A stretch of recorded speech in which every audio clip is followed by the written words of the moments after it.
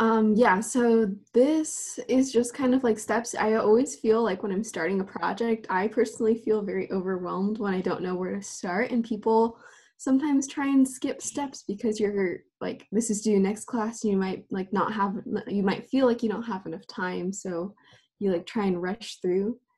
But to actually like be able to start on the box, you have to take these steps or you'll end up just feeling kind of overwhelmed and like not sure where to start.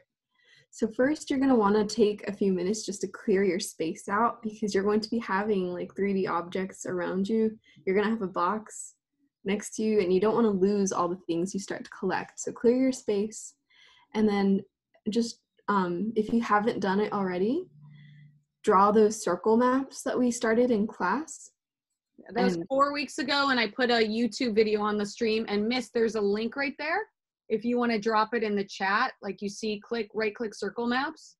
That is a YouTube link, and that is a 20-minute video of us making the circle maps in class if for whatever reason you didn't do them 4 weeks ago. So quickly like paste that in the chat. So you guys could make your circle maps right now if you never did it. And then on the outside of the circle maps, you start, what are the objects, what are the pictures you're going to put inside of your box? But you have to do that personal work of finding yourself. Sorry to interrupt, Miss. Keep going. No, I didn't realize that was a link. Awesome. I just put it in yesterday when you told me that Enadina was behind on the circle maps. Mm-hmm. Yeah, so after you've made the circle maps, you're going to create thumbnails like you see in the next slide over here.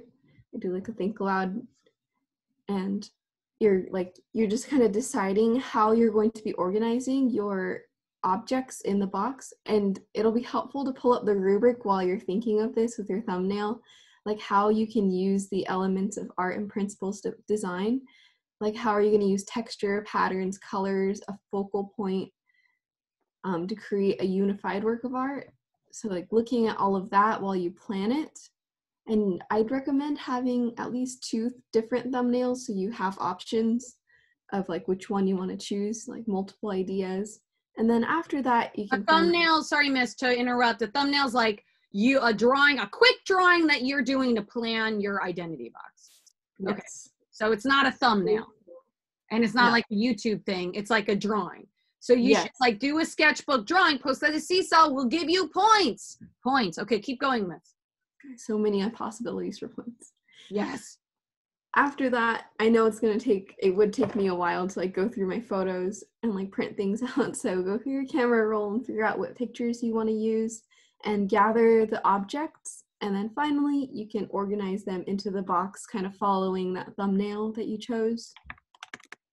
And I can also do a slide if I don't have access to a printer. And I could have my objects and I could talk about that to the class. And then I can also have my slides. So I can have 2 versions, correct, Miss? Yes, Miss. That'd be really cool, actually. Because I know not everyone has a printer at home. And Miss, can you point out that we have on YouTube examples of students presenting their identity box? Oh yeah. Like just scroll up, you don't have to put the links in, but this deck is on your screen. So you could see there are presentations from last year of students presenting their identity box whole group, but remember you'll be in groups of 3 or 4. So those are just there.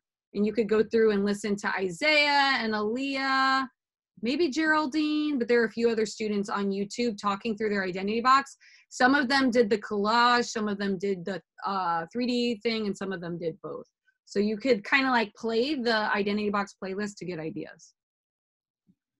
Miss, I have a question. Yes, Andrew. All right. So, because I like this song. It's called Hey Mama by Kanye.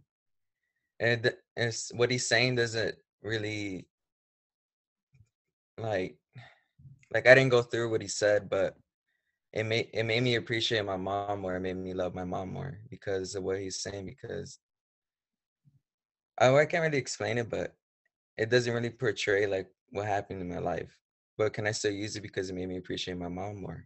I love you bringing that up because there is no, guys, if you have an urge to put something in your box, like you're saying, I need to put in this Kanye song, I need to put the lyrics in, don't hold back and think, is it right? There's no wrong answer to this.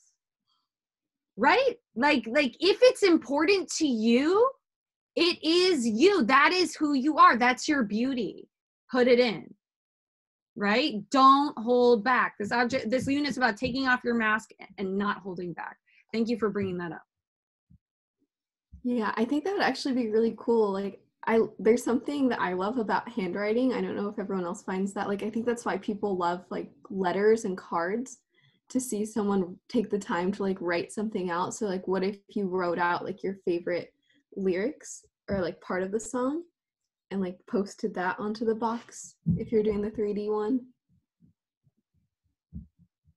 All right. We are actually